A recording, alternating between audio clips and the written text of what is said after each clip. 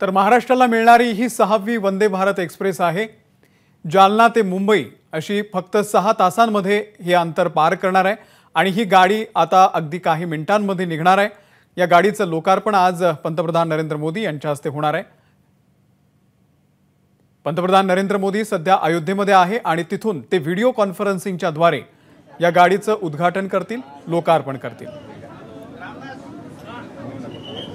ही Mumbai Jalna Vande Bharat express यामधली दृश्य आहेत। एक वेगळा उत्साह जालनाकरांसाठी।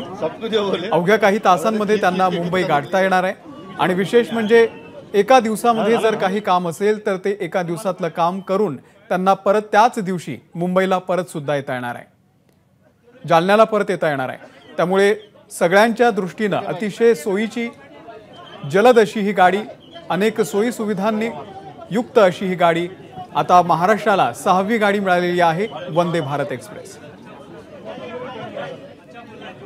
रवी मुंडे आपले प्रतिनिधी आपल्यासोबत जोडले गेलेले आहेत। रवी, अगदी काही मिनिटांमध्ये लोकार्पण होणार आहे या गाडीचं।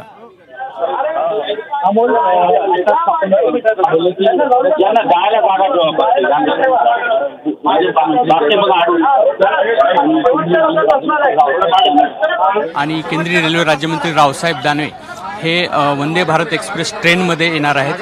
ह्या डब्याची या ठिकाणी ते पाहणी करतील। काही विद्यार्थी आहेत, काही प्रवासी यामध्ये आहेत, त्यांच्याशी इथं विचारपूस करतील आणि आता हे शुभारंभ झाल्यानंतर औपचारिकरित्या ते यानंतर ट्रेनमध्ये आल्यानंतर प्रवाशांची बातचीत करत ते छत्रपती संभाजीनगरला याच ट्रेनने प्रवास करणार आहेत।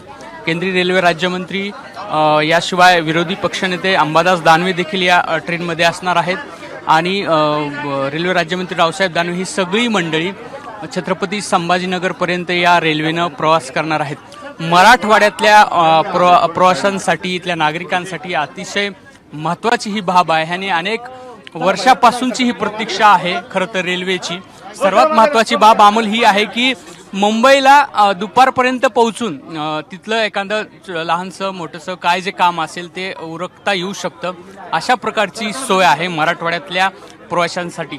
जालन्याहून जर पहाटे 5 वाजता ही रेल्वे निघाली तर साधारण 12 पर्यंत ही मुंबईमध्ये पोहोचणार आहे।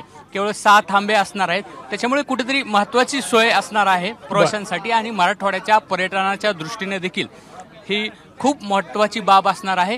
आणि सुखकर प्रवास होणं आणि सुरक्षित प्रवास हे देखील एक महत्त्वाचं आहे। तांत्रिक कौशल्य, वैशिष्ट्ये याची खूप महत्त्वपूर्ण आहेत जनरल ट्रेनपेक्षा, त्याच्यामुळे खूप महत्त्वाची बाब या ठिकाणी असते। थोड्याच वेळात देवेंद्र फडणवीस या रेल्वेमध्ये दाखल होतील। निश्चित या संदर्भातले अपडेट घेत राहू। रवी, तुर्तास धन्यवाद या संपूर्ण माहितीबद्दल।